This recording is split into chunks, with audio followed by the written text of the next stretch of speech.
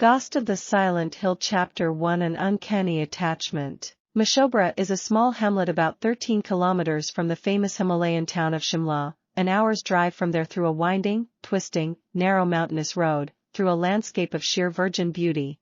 With the coming up of a whole lot of hotels, guest houses, and resorts, it has become quite a crowded place today. Once, this was no more than a peaceful little village situated in the middle of a thick coniferous forest stark and glorious. Mashobra is my birthplace. Despite the fact that I spent only the first year of my life here, I have a special attachment to it. The lonely hills supporting a dense coniferous forest, the lush undergrowth, the exotic Himalayan birds, the glorious sunrise and sunset, they all hold a magical attraction for me. I love the intense mystical silence that gets interrupted only by the tweets of the birds, or by the chattering monkeys fighting inter-troop battles. And, when the wind blows through the bush, it creates its own music intensely haunting and hypnotizing. This pristine forest is time-worn. Many of these luxuriant deodars, pines, junipers, and oaks standing tall on these slopes have witnessed several generations come and go.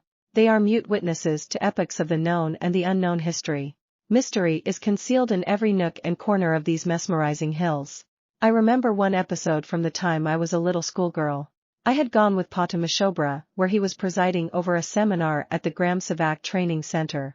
His seminar had continued unendingly, leaving me bored and hungry. Our driver, Sant Ram, offered to take me for crispy hot pakoras to a dhaba at Talai, about a kilometer away. I jumped at the tempting proposal. An almost flat undulating patch of the grassland, that steadily rose up into a hillock to the south and subsided into a gradual valley to the north. Talai was a very alluring playground. I chased butterflies around a small insignificant pond of green, thick scum of moss, while hot pakoras were being freshly fried for me at the dhaba. Once we sat down to eat, Sant Ram informed me, "You know, baby G, this entire area acquires its name from this humble pool Talai." Oh! My eyes roved around to unearth more mysteries. I then spotted a large mansion hidden behind a thick cluster of trees at the top of the hillock. Who lives in that house? Sant Ram, that's the Faridkot estate owned by the Raja of Faridkot. Faridkot is in Punjab. Visible from the dhaba was also a dilapidated house. Why is that house so broken and worn out? No one lives there, I asked, enjoying a hot pakora dipped in yummy tamarind chutney. Oh baby G, it is supposed to be a Busha Bangla, a haunted house. I stopped munching. My interest in a ghost made me forget how famished I was. I eyed the house in an entirely new perspective. Curiosity and fear were two strong contenders in my young mind, producing goose pimples all over my little body, but I allowed my curiosity to override. Hesitating a little, I asked, "Really, tell me about it." Sant Ram was quiet for a few seconds. He must have been making up his mind whether to tell me the story. There had been a terrible fire here long ago. I watched the dhaba owner nod spiritedly. His upheld opinion added more flavor to the story. I now noticed the blackened stone structure and the frameless windows and doors. Whatever had survived the assault of fire and time. Sant Ram elaborated, the fire broke out at night. The lady living alone in it was fast asleep and was burnt alive. Some think the fire was started deliberately as sabotage. It is believed that her spirit still lives in the house. Who was the lady? Didn't she have children? No, no children. She was very close to the Raja, his special friend, girlfriend. He had given her this house. Sant Ram explained with a meaningful smile. He thought I wouldn't understand. But, I had instantly perceived what he meant, the way he exchanged glances with the dhaba owner. But, no one dares to touch the house. People who tried had bad experiences once they began removing the wreckage. What bad experiences, Sant Ram? I insisted timorously. It would be a nice ghost story to tell to my friends. They fell ill, or had nightmares in which a woman told them to leave her house alone, etc., etc. Sant Ram's pursed lips and enlarged eyes unnerved me, which he didn't notice. No one dares to repair or live in that house, despite it being located at a very prime site. All of a sudden, it occurred to me that the ghost was perhaps watching me from the ruins. My little body shivered. I hurriedly gobbled the leftover pakoras. Sant Ram, please take me back to Pa. The house, seemingly right out of a horror story, had begun to frighten me. Much later, when I was a young college girl, I came to know about a creepier supernatural incident that had transpired here in Mashobra many years ago with someone very close to my family. It happened before I was born. Go with someone very close to my family. It happened before I was born. In 1952, at the behest of the government at New Delhi, a Gram Savak training center came up at Mashobra and Pa was appointed its first principal. My family lived on the first floor of the main building. Its ground floor had the administrative offices. The lecture rooms and the auditorium were housed in an adjacent building. The students' hostel and the staff quarters were about a kilometer walk down the hill, near the famous Coutts Garden. The student and staff community wasn't a large one. There were about 20 students and 6 members of the teaching faculty. Only one of the lecturers, Raj Vaidya, was married. It was a mid-January evening of the year 1953. Dark clouds had descended like a gigantic rolling ocean in the sky.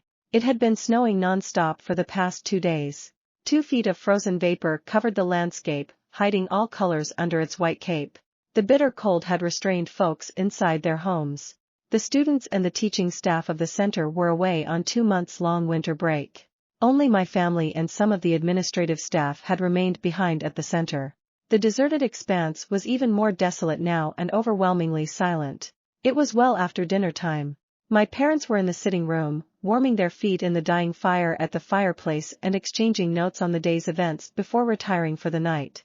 They were jolted out of their reverie by a loud knock on the door. I wonder who has come at this time. Pa got up from his chair to check on the unexpected caller. When the door was opened, in breezed a draft of chilled wind and center's compounder Krishan Das Negi. Wrapped in a blanket over his khadi coat, boucherie cap, and a home-knit woolen muffler, he stood shivering with a worried frown creasing his brow. Pa quickly shut the door. What brings you here at this time? Krishan rubbed his ice-cold hands. Sir, Hari Ram is running a very high fever for the past 2 days, and it's showing no signs of subsiding. I have been giving him paracetamol tablet every 4 hours since yesterday, but it hasn't made any difference to his fever. There is no cough, no running nose. Hari Ram was the peon at the center. Stomach infection? Pa asked. No, sir. No diarrhea, no vomiting. He's complaining of a severe headache though. I fed him half a slice of bread and half a cup of tea with great difficulty. He hasn't eaten anything else the entire day. I don't know what is wrong with him. I checked his temperature before coming to you. It was 105 degrees Fahrenheit. Since the evening he has also been blabbering incoherently. He's very serious, sir. He needs to see a doctor. We must admit him in a hospital immediately. Pa shook his head worriedly. It is too late now, sir. Driver Pidambar has left and his house is 3 kilometers away. There is no way we can take Hari Ram to the hospital now. Oh, not much can be done immediately in this bad weather. Keep cold compresses on his forehead and try to keep his fever down. If his condition doesn't improve by the morning, go and fetch Pidambar from his house and take him to Shimla, to Snowdon Hospital. Krishan appeared dismayed. It wouldn't be easy to plod through mounds of snow early in the morning in the bitter cold, especially if he was going to be looking after the patient the entire night. Pidambar should be reporting on duty around 9, sir. Even if I leave at 7 to call him, we can't be back before 9. You forget Krishan, tomorrow is Sunday. Pidambar will not be coming. Go as early as you can. Let's not take chances. Oh, yes, sir, I will leave as soon as I can. And Krishan once again retreated into the dark, cold night. There was no improvement in weather conditions the next morning. It was a dark, cold, and blustery day.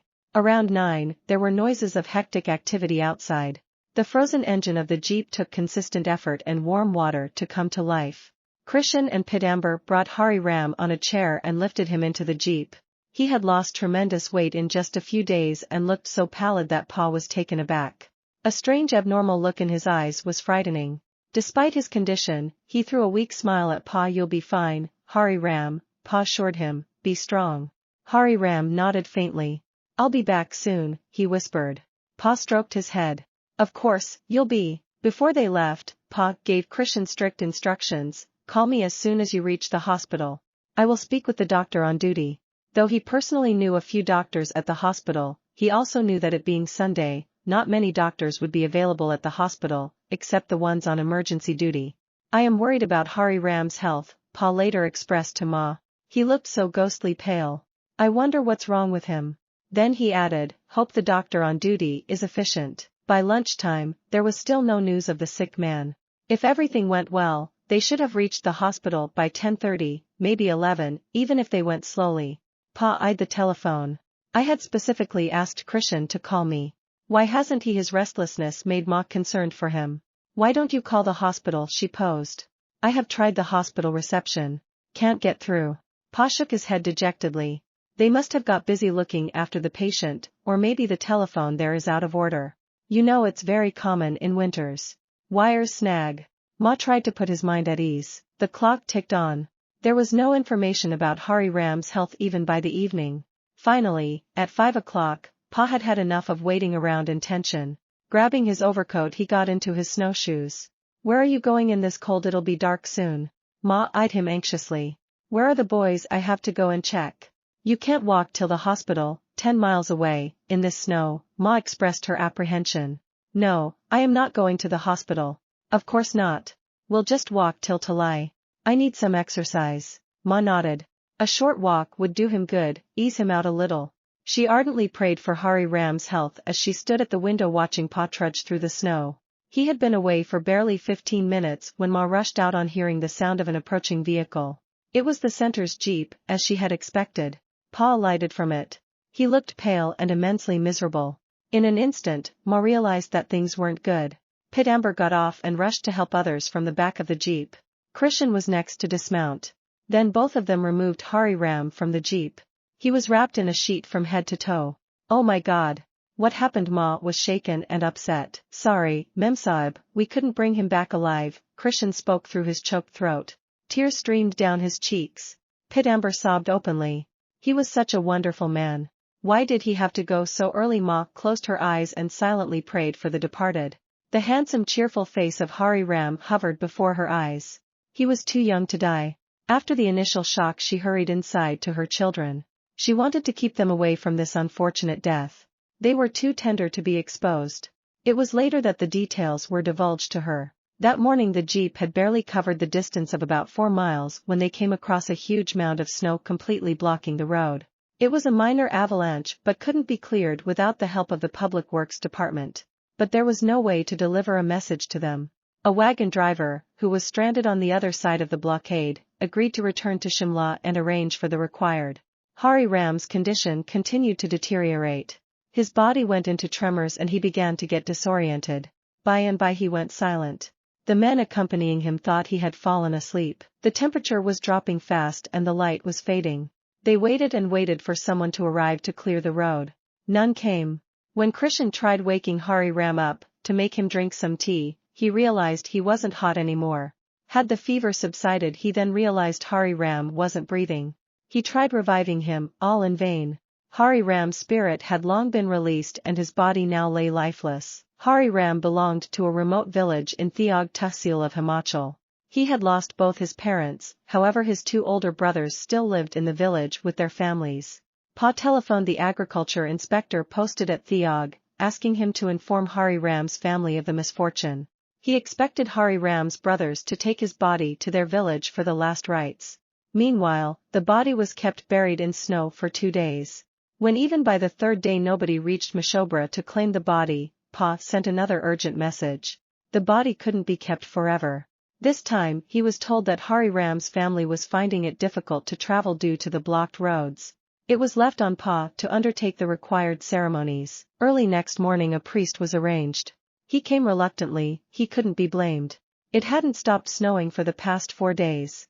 More than 3 feet of snow covered the entire expanse of the town, draping it in white as if in mourning for the departed. Hari Ram's body was taken in the jeep to the cremation grounds. Clearing a small patch, they made the funeral pyre under a makeshift tin roof. It became very difficult to light the damp wood. Finally, Krishan consigned the body to flames after a great struggle and many tins of ghee. The priest half-heartedly chanted mantras for the peace of the departed soul and shivered continuously in the cold. As if this wasn't enough, a raging blizzard struck soon after the pyre was lit. Blinded by the snow crystals, they all had to beat a hasty retreat. The next day when Krishan and Pit Amber went to the cremation ground, they were stumped.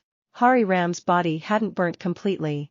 The keeper of the cremation ground had neglected his job of watching over the burning pyre. They were now in a dilemma. The best thing now will be to do the needful in Haridwar, suggested Krishan. Hari Ram's remains were anyway to be taken to Haridwar, as customary in Hindu religion. How will we take these half-burnt remains there? Pit Amber probed. The interstate bus service has been suspended due to the snowstorms. And, I don't think I can take the risk of driving through this storm. We'll get stranded for sure. So don't even make that suggestion to Principal Sahib. Neither were the remains in a condition to be kept for too long. The keeper of the cremation grounds suggested burying the remains of Hari Ram in a suitable place. Realizing it to be the most expedient proposal in the given circumstances, the men complied and kept silent over the whole affair. Early March, with the culmination of the winter break, the hustle-bustle of the institute was restored. In the close-knit community of the center, the death of a young man was shocking, almost unbelievable. Hari Ram's affable smile, happy-go-lucky persona, and free spirit had fetched him lots of friends among the staff and students. Now he was so far away from them all. A condolence meeting was held, which was attended by all except one person associated with the community. Raj Vaidya, a senior staff member, had returned without his family. His wife, Nima, had stayed back to spend more time with her parents. Looking after the younger daughter, just a few months old, was easier with the help of her mother. The routine at the institute resumed. The cold began to wane, and with it the memory of the departed. A new man replaced the deceased and life's routines continued. Summers arrived in May and Nima Vaidya returned home. The day temperatures were comfortable 25 degrees and the nights were cool. The bright sunshine had begun to spread its golden warm cape over the mountains. The honeysuckle creeper scrambling up on one of the pillars in her house's portico was in full bloom and had spread its heavenly aroma far and wide. The chestnut tree was once again filled with prickly fruits. The apple, plum, and apricot trees on the hilly terraces were laden with small unripe fruits. May 10, 1953, around 4 in the afternoon, the routine bustle in the students' hostel adjoining Nima's house was missing. Usually, the students returned after classes around this time, but presently the annual examinations were going on and today's paper was scheduled for the afternoon. It would finish at 5. Her husband was on invigilation duty and hadn't come home for lunch. The hectic toil since the morning had exhausted the mother of 2 children. Ever since her return a few days ago, her 7-month-old Chitra had been a bit cranky, taking time to adjust to her new environment. Her 3-year-old Vera was happy to be back with her father and in an overly playful mood. Today, much to her relief, both her girls had decided on a long afternoon nap. It was a warm, languorous afternoon inducing drowsiness, and Nima took advantage of the opportunity. A short nap of half an hour was very rejuvenating. Once up, she decided to finish her knitting. There was no season in Shimla when the children could do without woolens. Opening the window of her sitting room wider to enjoy a fresh cool breeze, she sat down on an easy chair facing the window with her knitting. She must have been at her work for barely 5 minutes when she dropped a stitch and got focused on retrieving it. It was then that she heard a voice. Someone greeted her from the open window. "How are you, Memsab?" She raised her eyes from her task to check on the visitor. A man in a loose whitish shirt stood just outside the open window. "Oh, Hari Ram, I'm fine. Seen you after a long time. How are you? How's Vera?" "Children are doing well. Thank you. I'll take Vera with me." "Thank you, Hari Ram. Not now. She's sleeping." With great difficulty she went to sleep. Nima smiled. "Maybe later in the evening you can take her to play outside." Hari Ram nodded and left. She found nothing amiss except Hari Ram had sounded very different. His voice was much deeper and distant, as if he was making an effort to speak. Hari Ram had often looked after Vera. He was such a fine person.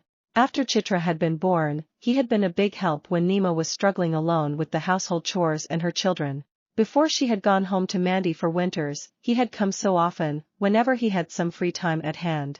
He loved to play with her little girls, especially Vera, a very happy and lively child, and very pretty with lovely pinkish complexion and large expressive hazel eyes. Ever since she had learnt to talk, she had become a non-stop chatterbox. Nima would smile seeing Hari Ram burst into laughter at her baby prattle.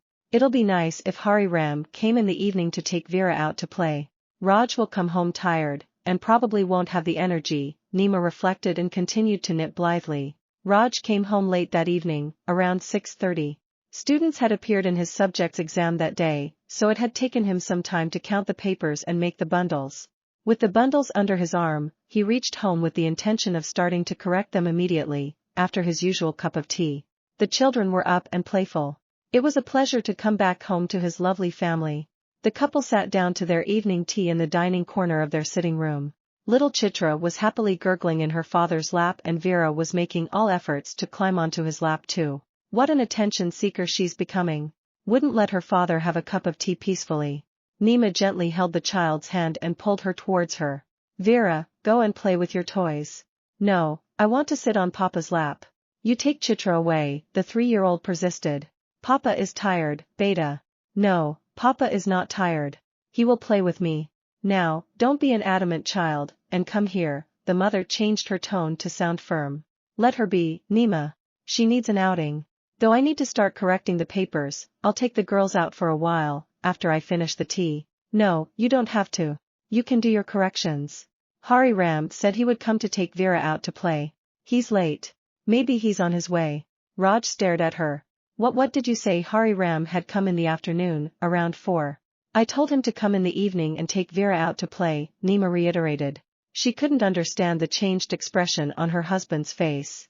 She lifted her cup to take a sip. Are you sure it was Hari Ram, the peon? It could have been someone else, Raj spoke gingerly. Nima put her cup down on the saucer. Why someone else? Don't I know Hari Ram? He used to take Vera out to play so often, and at times help me with the household work. It could have been the new peon who has joined recently, Raj affirmed despite his doubts. He knew that the new peon was nowhere close to resembling Hari Ram. He was short and stout, unlike the deceased man. Moreover, Nima hadn't even met the new peon. What's wrong with Raj? Does he think I can't recognize people well? Why are you saying that being away for a few months has not made me forget Hari Ram's face? When did he last come to help you? Raj spoke warily, his heart in his mouth. Beads of perspiration had collected on his brows. Nima remained unaware of it all. He came after a long time today. Nima frowned and then said, in fact for the first time since my return from Mandi. Did he come in inside the house? Nima wondered why Raj sounded so anxious and afraid. No, he stood outside at the window. Children were asleep so I didn't feel the need to let him in. Though he will come now, he said so. Nima sipped tea and watched Raj looking at the window as if it was something out of this world. Why was he acting so weird? The window was still open. Beyond it, the twilight was slowly slipping into night. Only the patio pillar was faintly visible in the gray haze. The cool breeze of the mountains streamed in generously through the window, wafting in a little chill. Nima couldn't grasp what was making Raj so nervous. He was trying to stand but couldn't since Vera sat at his feet. Nima, please hurry, shut the window. The desperation in his voice was palpable. Why does he want to shut out the lovely breeze? Nima reluctantly got up. She peeped out of the window. The fragrance of the blooming flowers was heavenly. She took a deep breath and lingered at the window for a few seconds. Nima, shut the window, Raj's voice rumbled, a mixture of concern and fear. Okay. I'm closing it. Why are you getting so worked up? Nima grudgingly closed and bolted the window and returned to finish her tea. She frowned when she took a sip. It had gone cold. She liked to drink it hot. She peeped into Raj's empty cup and then picked up her cup and moved towards the kitchen to reheat it. Raj was sitting absolutely still on his chair, looking pale and disturbed. What's gone wrong with his mood? Nima wondered. Would you like another cup of tea, dear? No. When Nima returned with her steaming cup refilled, she found Raj still sitting frozen, in the same pose as she had left him. He was tightly holding on to his daughters. Chitra was peacefully playing with her father's tie. Vera had lovingly rested her head on his chest and was sucking her thumb. Is something the matter? Are you not feeling well? Nima sat down with her cup of tea. I really don't understand. Understand what? Nima lifted her cup and brought it close to her lips. Hari Ram is dead. What rubbish! He was here around 4 in the evening. She frowned. She was about to take a sip but her hand froze in midair. Did he die after that? He seemed all right. Was it an accident? No. He died this winter, when we were away, Raj spoke slowly, guardedly. He didn't want to frighten Nima. But he hadn't chosen the right moment. A choked scream escaped Nima's throat. She dropped the cup with its hot tea on her lap, scalding her thighs. The cup rolled down, crashed on the floor, and broke into fragments. The children got frightened at the clattering and their mother's sudden reaction. They began to wail. Nima's vision automatically traversed to the window. She was relieved it was shut. She was shivering and her burnt thighs hurt. But she remained glued to the chair. The couple gazed at each other. Had Nima known about the man's death and then had seen his ghost, it could have been taken as a figment of her imagination, a hallucination. But she had no inkling to the fact that Hari Ram had died while she was away to Mandi. No one had bothered to let her know. For Hari Ram was a forgotten man now, out of most lives and minds. After comforting their daughters, the couple rushed to the little shrine in the corner of their bedroom. They lit a lamp, burnt a bunch of incense sticks, and offered prayers for the peace of the wandering soul. They prayed for the safety of their daughters. Please protect us. No harm should ever come to our little family, they appealed to God. Later, when Nima went to the kitchen to cook dinner, her husband followed her with his daughters still held protectively in his arms. The silence around their house felt unnerving. The students were busy preparing for the next day's exam and there wasn't the usual bustle around. Nima loudly and continuously incanted hymns to keep the restive spirit at bay. She could barely give attention to her cooking. As they sat down for dinner, Raj expressed, "Nima, let's just keep quiet over the incident. There is no need to spread panic among the students. Most will not believe us anyway." Nima nodded. There was hardly anybody here with whom she shared that kind of rapport except with Mrs. Sharma, the principal's wife. She was like an older sister. But if Raj was insisting, there must be a good reason for not disclosing it. Unless the ghost appeared to more people, it may be a good idea to keep it a secret. The next few weeks went by smoothly. There were no unwanted visits, no eerie visitor. The dread and dismay that the uncanny visit had caused the couple slowly began to fade from their lives. The routine at the training center went on undisturbed. None except the couple had the knowledge about a wandering spirit among them. But they had prayed for its peace, and perhaps that had had its effect. Hopefully, the spirit had gone to its eternal rest. The examinations at the school were over and the results were declared. The students prepared to go home, the first-year batch on annual vacations, whereas the graduates would soon begin jobs. The weather was warmer than the previous month. The bushes on the hills were filled with vibrant blooms. Their exotic, heavenly fragrance infused hearts with joy. Pa decided to organize a special treat for his students and a farewell for the outgoing batch. After some deliberation, he came to the conclusion that nothing would be more appealing to the young folks than the Indian cinema. It was very rare for the residents of this far-removed, mountainous region to be able to watch a movie. The nearest cinema hall was in Shimla, not easily accessible to all. Also, it would be a big hassle to take everyone to a theater at Shimla. So, he decided to bring a cinema hall to the institution. He spoke with the director of the Public Relations Department, and he agreed to send his mobile cinema van complete with a screen, projector, and spools of the latest Hindi film, Ankan, starring Bharat Bhushan and Nalini Jayavant. He would also send along his technicians to set up a mini cinema hall for a day.